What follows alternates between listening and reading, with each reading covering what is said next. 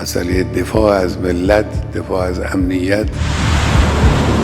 পারস্য উপসাগরের নীল জলে আজ শুধু তেলের ট্যাঙ্কার ভাসছে না, এতে প্রতিবিম্বিত হচ্ছে যুদ্ধের কালো ছায়া। আয়াতুল্লাহ খামেনির এক নির্দেশে যে ছায়া ঢেকে ফেলতে পারে বিশ্বের অর্থনৈতিক মানচিত্রকে।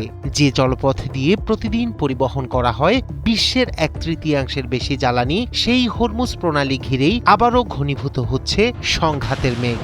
ইরান ও যুক্তরাষ্ট্রের নতুন করে বাড়তে থাকা উত্তেজনা এখন শুধু দুই দেশের বিষয় নয়, এটি পরিণত হয়েছে বৈশ্বিক অর্থনীতির জন্য এক ভয়ঙ্কর সতর্ক সংকেতে।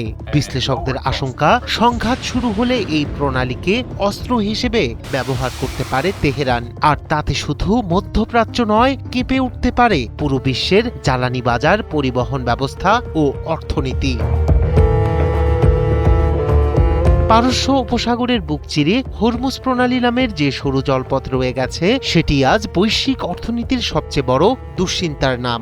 2026 সালের শুরুতেই ইরান ও আমেরিকার মধ্যে নতুন করে বাড়তে থাকা উত্তেজনায় এই কৌশলগত জলপথ আবারও পরিণত হয়েছে যুদ্ধের সম্ভাব্য মঞ্চে। পারস্য উপসাগর ও আরব সাগরকে সংযুক্ত করা এই সংকীর্ণ জলপথ দিয়েই বিশ্বের প্রায় 1/3 অপরিশোধিত তেল পরিবহন হয়।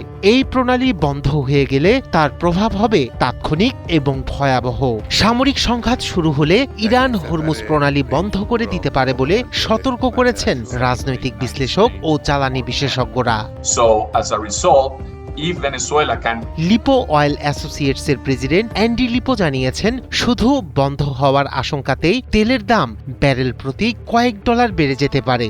আর যদি বাস্তবে প্রণালী পুরোপুরি অচল হয়ে যায়, তাহলে এক ধাক্কায় তেলের দাম $10 থেকে $20 পর্যন্ত বেড়ে যাওয়ার ঝুঁকি রয়েছে। এছাড়াও বিশ্বের বড় বড় তেল কোম্পানিগুলো বলছে, ইরানি প্রশাসন যদি অস্তিত্ব সংকটে পড়ে কোনো বড় পদক্ষেপ নেয়, তাহলে ভয়াবহ বিপর্যয় নেমে আসতে পারে বিশ্বজুড়ে তেল ও গ্যাস সরবরাহে।